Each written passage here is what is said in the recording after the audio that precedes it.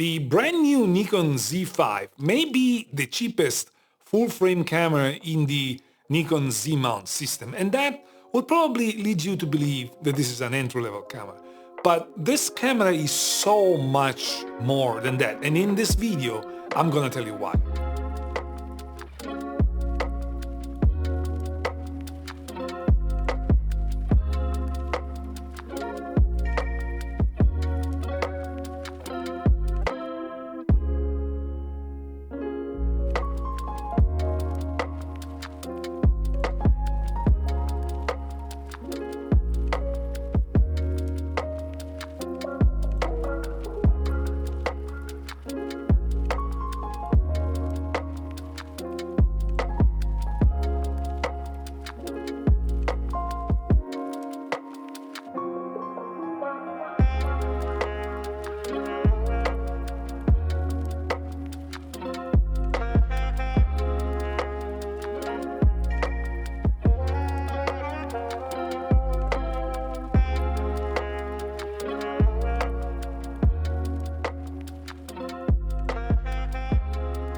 Welcome back. This is Luca, and before you say anything, I did not receive this camera from Nikon. I purchased it with my own money, and I have no affiliation with Nikon at all. I actually believe they don't even know that I exist because they've never contacted me, and that's pretty much it. Now, this video, however, is brought to you by Viltrox, and it's brought to you by their new flash unit, on-camera flash unit called Viltrox Spark Z3 Cyberpunk TTL, and by the name you understand it's a TTL fresh, but more on that later in this video. Go check the chapter markers if you want to know more, because this flash absolutely needs to be at least looked at because it's a great value for money. But again, we'll talk about it later. And now let's talk about this non-entry level camera from Nikon. And I want to start from the body. And you will understand that as I start mentioning things, it will make sense why I call it a non-entry level camera. This is very well built. It's weather sealed. It's super easy to grip and handle. It's provided with a joystick. One of those things that kind of tells you it's not an entry level camera, because most of the entry level camera don't have any of that. It's got a big, bright, very comfortable viewfinder, which again, it's not something you find in most of the entry level cameras. It's got a fully articulating screen on the back, which is sharp, very beautiful to look at, very color accurate and nice to work with. It's provided with dual SD card slot. Again, not an entry-level feature. It weighs approximately 700 grams, which is not super lightweight, but because of the fact that you can grip it pretty easily, it doesn't bother you that much. It's small enough that you can carry it with you without worrying too much. It is stabilized, and it sports a 24.5 megapixel sensor that comes from the generation of higher end cameras like the Z6II, the Nikon ZF, which is this vintage style version of this camera. And when compared with the ZF, these are completely different cameras. And by the way, my review of the ZF, you're gonna find it over here. This is not as cool, if you want, as the ZF, but it's definitely easier to handle thanks to its deep grip, and it's more user-friendly for long-time Nikon shooters. That is absolutely a big, big difference. Now, speaking of the body, this camera, like the vast majority of mirrorless cameras around, does not have an integrated flash unit. And this is where this brand new Viltrox Z3 Cyberpunk TTL on-camera flash comes in super, super, super handy. And this is probably something that should become part of your kit, because for as much as we say that we don't like using flashes, for as much as we say that we don't want to use flashes because it changes the light, there are some situations where flashes are the only saving grace. And sometimes you don't need a big flash, a huge flash, something that is forcing you to bring a different bag or anything like that. Something this small is going to make it most of the time. This unit gets you pretty much everything that you can possibly ask for a compact flash. It is small, it is compact, it is nice to look at also, it is beautiful. It's actually a beautiful unit. They decided to go with this glass where you can see through part of the circuitry. It's super cool. Let's be honest. It's super cool. It's got an integrated battery. You can choose two different colors. I have the gray one, but you can also get the green one. You can use it either in manual or TTL. And again, TTL is basically leaving the camera in the flash unit to figure out what is the right power to use for the flash. And with the internal battery, you don't have to worry about bringing external batteries. You don't have to worry about anything. You just connect it via USB-C and the unit gets charged. Also, with internal batteries, lithium batteries, you have faster recharge time compared to AA or AAA batteries, and the battery lasts for a long, long, long time.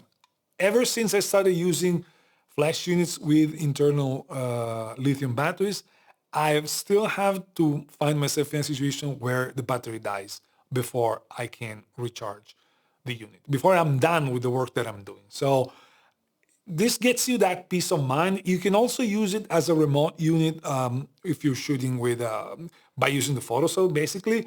And you can also, once you're shooting in manual, you can determine the amount of light that you want to use, of course, provided that you know how to use a flash. For me, this is the flash that is going to come with me whenever I use my Nikon cameras from now on, just because it's so compact, so lightweight, and so functional that it's basically a no-brainer. It also comes with a diffuser that you can put in front of it just to make it a little bit, to make the light a little bit more smooth and cover up a little bit of a wider coverage. But even if you don't have that on a 28 millimeters, this is going to be more than enough. And again, for 55 bucks, I don't think you can ask for much more than that. And thanks to Viltrox for sending me this. I felt like this was the right content where to talk to you about this product, because I'm very happy about the camera, and I was very happy about the way this flash unit went along with the camera. And don't think that a flash unit is going to be only for those occasions where there's no light at all and you want to light at a friend's party or whenever in a restaurant or stuff like that. A flash unit, even a small one like this, is going to be enough to be used as a fill-in even during a sunny day, provided you not try to fight the sun with it. But also for macro shots, there's a lot of use that you can get out of this flash.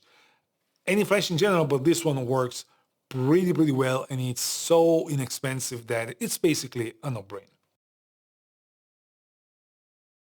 The presence of the user modes also helps a lot, and especially for more advanced users, having your user mode makes a lot of a difference, because basically you don't have to tweak everything all the time. Once you know how to use it, you absolutely nail everything that you need all the time just because you have your user mode. And it's just three, but three is better than nothing. And there's plenty of cameras that don't have a customizable user mode. So this is another great addition to this body. And last but not least, this camera uses the proprietary Nikon Z mount, which happens to be one of the best mounts available to adapt lenses, because basically this mount can accept pretty much any lens you can throw at it, provided you have the right adapter. And if you're someone like me, I own plenty of Sony lenses. This helps a lot because sometimes you don't want to duplicate your lens. You don't want to have the same lens for different brands.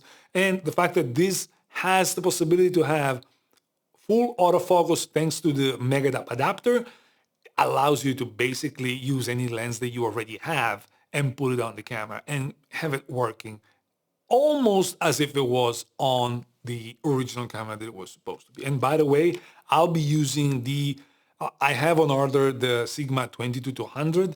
I will absolutely use it not only on my Sonys, I will also use it on this. So stay tuned for that review. Once I get the lens, I'm going to pushing that review out because I'm very pumped for that lens. But this is a conversation for another video. Now, all this seems to be super great, right? I have said plenty of incredibly good stuff on this camera, and I stand by those. However, I have a couple of things that I don't like, and I want to address them with you, because I would feel like I didn't give you a good service if I didn't mention them. And before we get into them, just mind you, all these gripes that I have come from the fact that I am lucky enough to be using different cameras, different brands, different lenses, different everything. So I have a comparison that I can do every single time. And hadn't I had this chance, I would probably not complain about any of these things. Now, that being said, let's address those. The camera has lots of controls and most of those are customizable, and that is great. However, the customization that you can get with the Z5, and I believe any Nikon camera, if I remember correctly, it's way less granular than you can do with either, in my case, Fuji or Sony. I can pretty much assign anything that I want to any function in my Sonys or my Fujis. With Nikon, the choice is much more limited, and some of the things that I consider normal in, let's just say, my Fuji, it's not possible with Nikon. And I want to give you a couple of examples, not many, just because otherwise this video could last forever. But for example, in my Fujifilm, if I want to turn eye detection on and off or subject detection on and off, I can assign a button. I don't have to, like I have to do it with Nikon. The fastest way with Nikon is to assign one button and then rotate to one of the through one of the wheels to get to disable the functions that you want to disable. With Fuji, I just click a button and it's on and off. That may sound like a silly complaint, but in a day-to-day use, for a non-entry-level user, that makes a difference. Another example, this camera has both a joystick and a D-pad.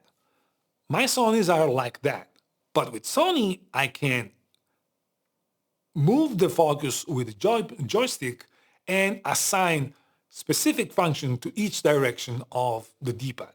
In Nikon, that D-pad makes almost no sense, just because you cannot use it for anything different than moving autofocusing point or moving into the menu, which is exactly what you do with the joystick. So it's a duplication of things that doesn't allow to add functions that, in my opinion, doesn't make too much sense. Another thing that I noticed, and this is one of those that bothers me the most, this camera has two rotation dials on the front, on the back, and on the front over here, and you can use those to basically move your aperture or your shutter speed. You cannot do anything else. You cannot customize what you do with those, and you don't have a way to control all three exposure parameters manually without needing to push a button and then rotate one of the dials. Whether it's ISO or exposure compensation, you need to click a button and rotate one of the dials. With my Fujis, I have clickable dials and I can rotate the parameters that I want. And I also have, with most lenses, I also have an aperture ring. And again, you can assign for some of the Nikon lenses, you can assign the aperture ring, but it's not clicky and it's not a good experience at all. With Sony, I have 3 dials in the higher end cameras. Of course, I have 3 dials and I can absolutely handle all 3 exposure parameters with no issues at all. And if those complaints may seem silly to you, and I understand it, especially as a Nikon user, keep in mind that I am not new to Nikon. My entire wedding photographer's career back 15 years ago was shot on Nikon. I had 2 Nikon D700s when the D700 was by far the best wedding photographer's camera in the market, and I was loving them. And so I'm not starting from zero. My learning curve is not starting from zero, but the fact that I've been using other cameras made me think that things that I didn't understand I was missing now make sense that I am missing, just because I have the comparison. And also mind you that back then, cameras were, yes, powerful, but they were much more simple than today. Today's cameras have so many functions that you have to have shortcuts to get to those functions. In the past, 15 years ago, there were functions, but there were not that many. So getting the right customization makes that camera feel yours and makes you and gets the camera out of the way whenever you're shooting. Another minor complaint that I have is this camera has, and this is great, a switch to go between stills and video. And this is great. It's something that I like. I've always liked ever since I tried it for the first time. And I will always say that this is something that every camera should have. But you cannot separate too many functions between video and photos. For example, your subject detection, if you had face recognition on in stills and you switch to video, you're going to have face recognition on. Same thing on the way back. With other cameras, you can pretty much separate everything that you want and then make it customized as in the way that you want. Minor complaints, this is not meant to be a professional camera, so those that are going to be using this camera will probably not even notice that. But again, for comparison, I see that as something that I am missing in my day-to-day use. Now, when it comes to image quality, it doesn't make too much sense in this video to dive too much. The sensor is not new. The sensor has been around for a decade, probably. If it's not a decade, it's slightly less than that.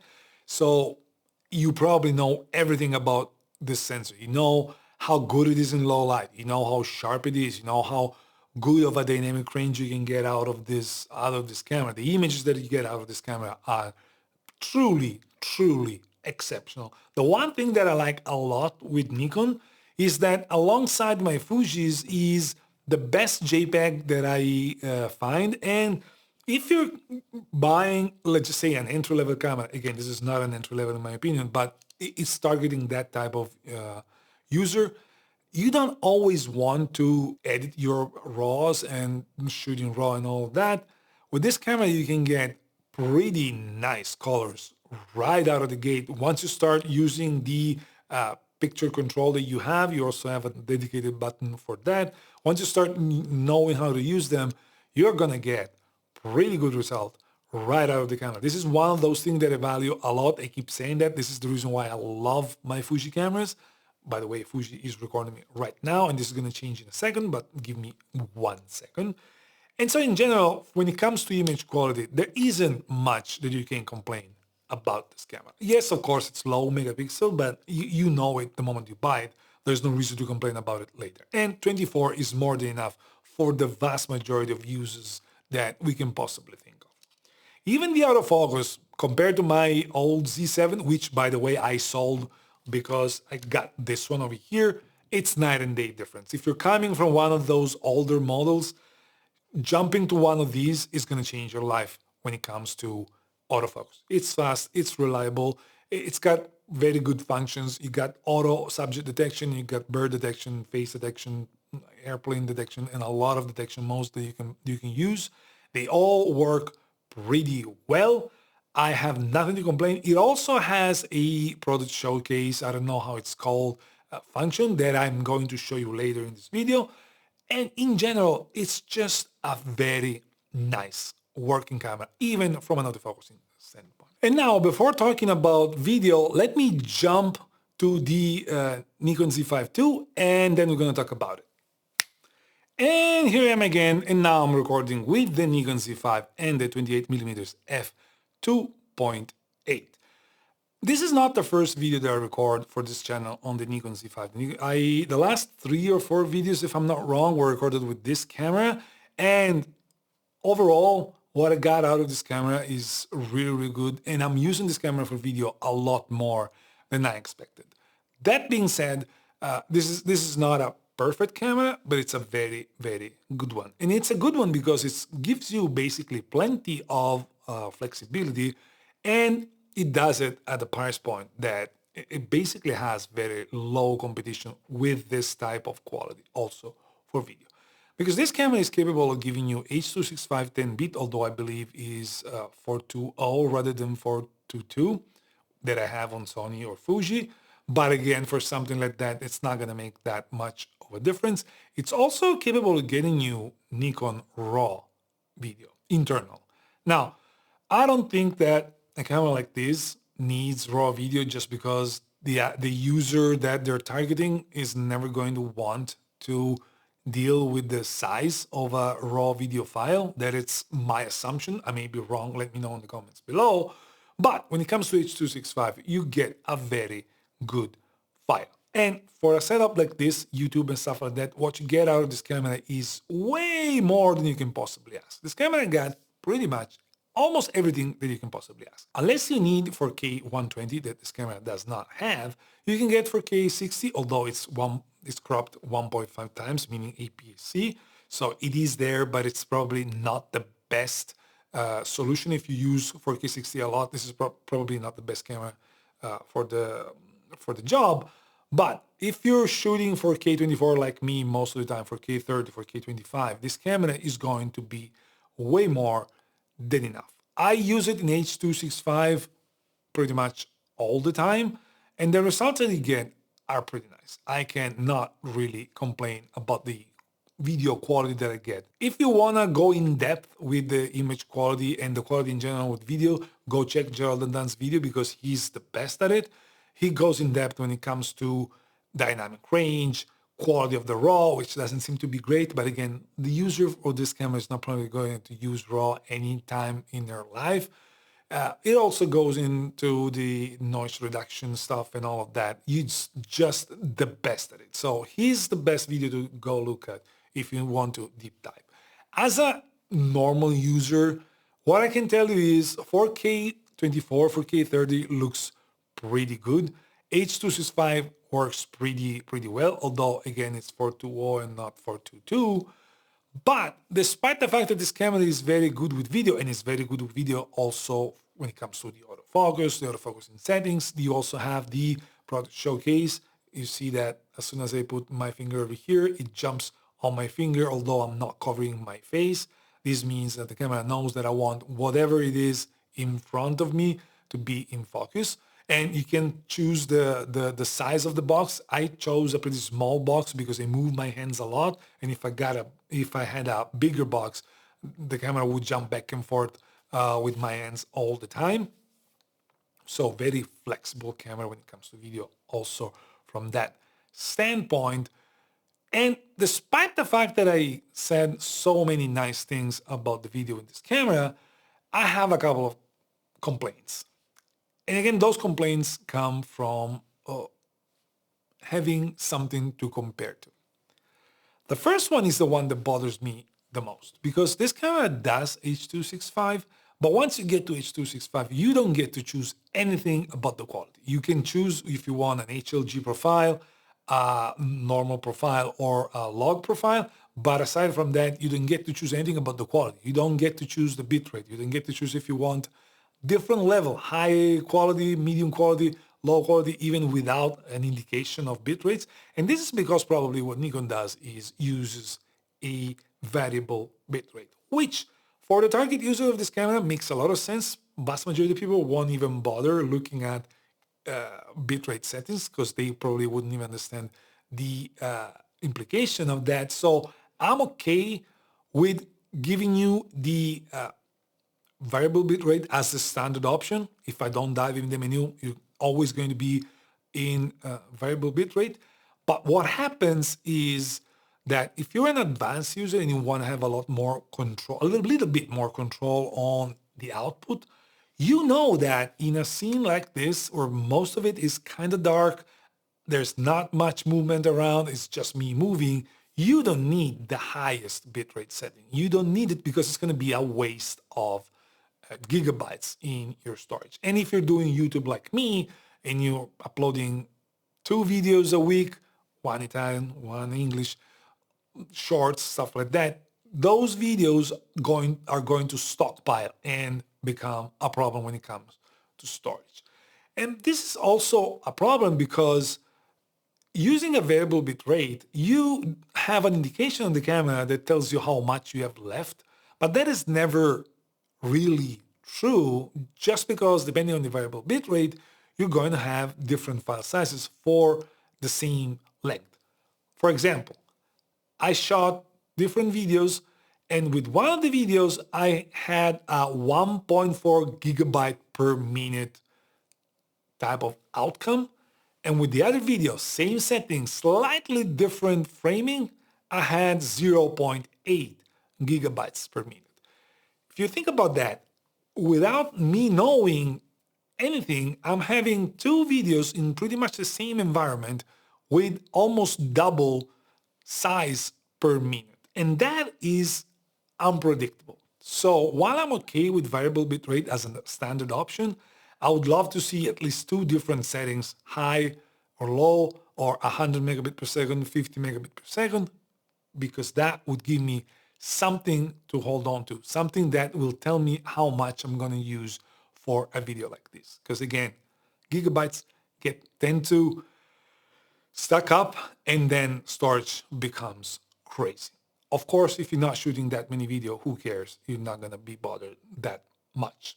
The other complaint that I have is less important for some, definitely for me, but it's still something that doesn't make too much sense to me. And this applies to all Nikon cameras as far as I know, pretty much like the H.265 codec stuff. Basically, you have two slots, two SD card slots, and you can shoot for stills. You can have them being one the backup of the other, but for video, you just can't. You cannot have the same video shot recorded in both cards. That to me doesn't make much sense because it's a limitation that, I don't know, it doesn't make any sense at all. Now, it doesn't bother me too much because I'm not doing a lot of video with this camera that I need to have backup. So who cares? But you have the dual slot. Why are not using it to its full potential? I don't get it. Now, despite the fact that I mentioned and I spent a lot of time on those things that in my opinion don't make much sense and are a complaint that I have, once you parameter what you get out of this camera, both video and photos and performance in general, the quality of the build quality, everything that you get out of this camera with the price, all those concerns just fade in the background and get out of the window. Because yes, those are concerns. Those are stuff that I would love to see. But at the end of the day, for the price this camera gets sold at, it's not that important. And what you get with this camera, yes, is entry level, although it's not entry level if you want. But this is a camera that basically fits the need of a huge demographic of people. You're an enthusiast, you want to learn photography, you're starting with photography for the first time, or it's a second camera to a Z6 III, or if you're a professional on a budget, you're doing weddings, this camera is plenty capable of doing weddings for both video and photos.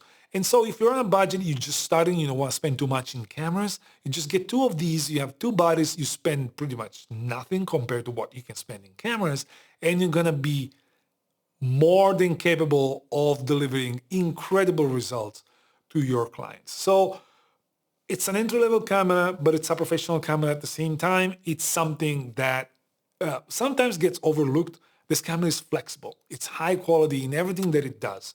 There's minor things that I would change, but what I would not change is the bang for your bucks rate that you get with a camera like this. It's just incredible. What you get out of this camera for the price is just incredible. So for me, if you're interested in this camera, I see zero reason not to get it unless you absolutely need one of those things that I mentioned. But if you do, you're probably an advanced photographer and you're probably looking at different type of cameras, maybe the Z6 III, maybe another camera from another brand. But if you're anywhere between beginner and professional on a budget, this camera is going to make you happy.